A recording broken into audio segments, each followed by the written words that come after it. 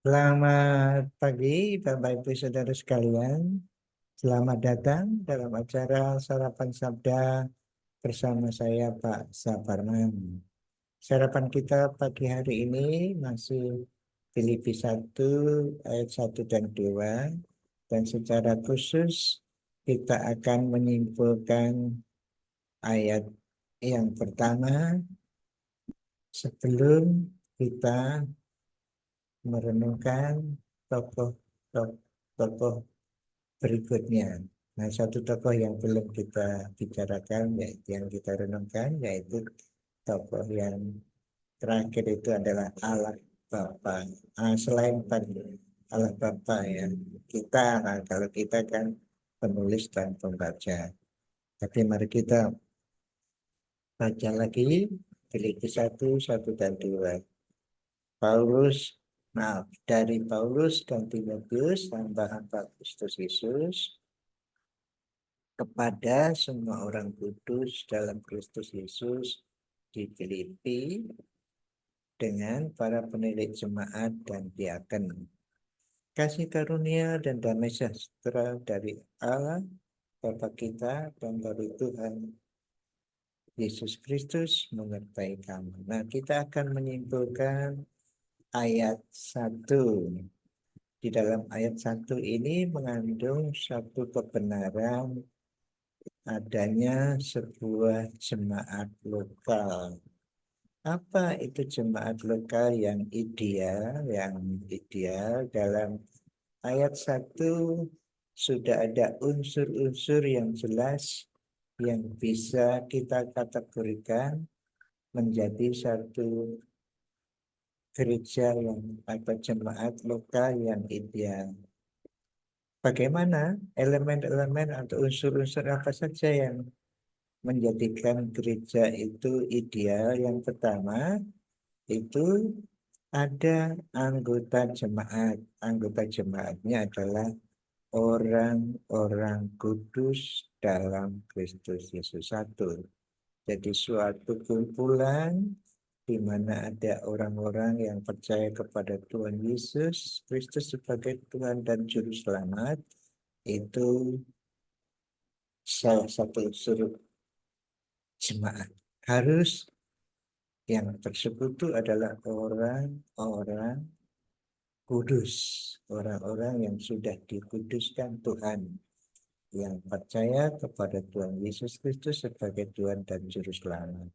Kalau ada orang kumpul-kumpul, tapi ada yang belum percaya, ada yang sudah percaya, ya mungkin itu arisan atau apa. Nah, tapi kalau sebenarnya gereja yang sebenarnya itu harus anggotanya harus itu orang-orang yang sudah lahir baru yang percaya kepada Tuhan Yesus sebagai Tuhan dan Juru Selamat. Oleh karena itu, bagi para gembala, para pengkhotbah, dan juga saudara-saudara jemaat, mari kita memastikan bahwa teman-teman kita persekutuan itu semuanya sudah yakin betul bahwa Tuhan Yesus satu-satunya Juru Selamat.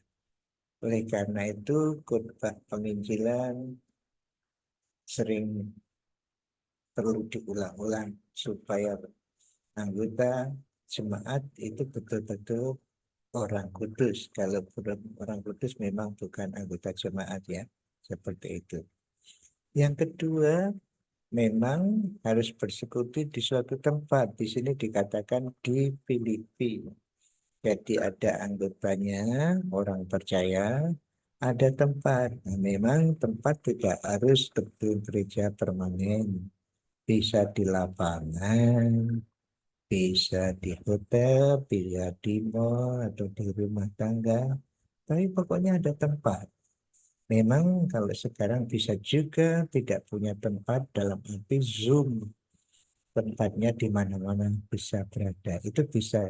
Saya rasa gereja modern seperti itu mungkin bisa bisa kita terima. Nah, mungkin kalau baptisan ya tidak bisa Zoom ya.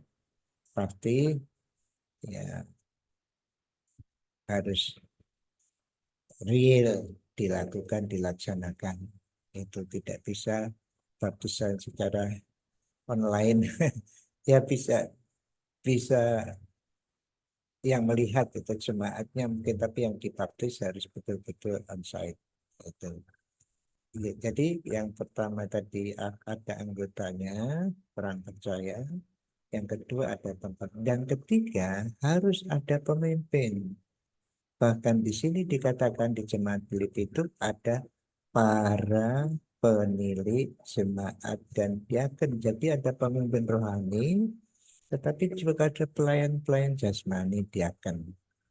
Nah, dikatakan di sini para, jadi jamak.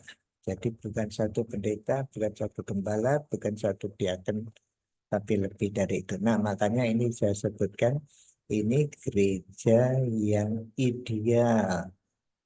Anggotanya semua sudah lahir baru. Ada tempat, ada pemimpin lebih dari satu, penilik jemaat atau gembala atau penetua. Ada para diaken yang melayani bidang sosial lebih daripada satu. Lebih dari itu, bukan saja tiga unsur ini, tetapi ada penting juga bahwa kita harus sadar ada hamba-hamba Tuhan di luar persekutuan itu. Dan di sini Matius, maaf, di Filipi ini ada Timotius dan Paulus. Memang Paulus yang mendirikan jemaat ini, tetapi sekarang sudah di luar.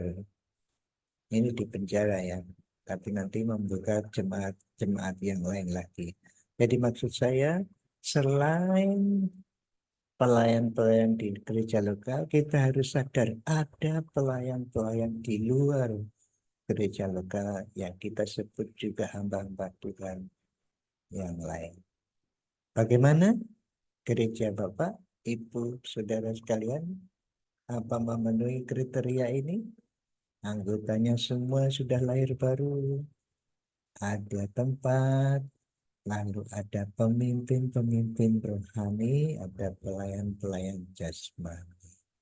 Semoga gereja Bapak, Ibu, Saudara sekalian menjadi gereja yang ideal. Mari kita berdoa untuk gereja kita supaya berkembang, sehingga semua anggotanya diyakinkan sudah lahir baru. Ada tempat dan ada pemimpin-pemimpin yang dipilih Tuhan melayani bidang rohani maupun jasmani dan mengakui adanya hamba-hamba Tuhan lain di luar jemaat kita. Bapa yang di dalam surga, kami bersyukur Tuhan beri contoh kepada kami jemaat Filipi yang ideal, yang memiliki tempat, memiliki pemimpin rohani, jasmani, dan jemaatnya semua sudah menjadi anak-anak, menjadi orang kudus, telah lahir baru. Dan juga ada hamba-hamba lain yang bersama-sama berkarya di dalam menyebarluaskan kerajaan. Terima kasih, dalam nama Tuhan Yesus kami berdoa. Amin. Selamat berkarya Bapak Ibu Saudara. Ingat, mari kita sama-sama mengembangkan jemaat kita masing-masing menjadi jemaat yang ideal.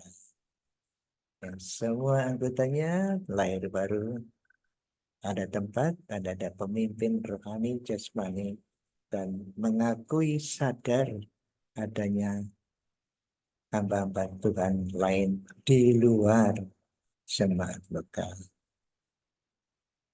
Tuhan Yesus memberkati Bapak Ibu Saudara pada waktu Bapak Ibu Saudara berkarya pada hari ini. Amin.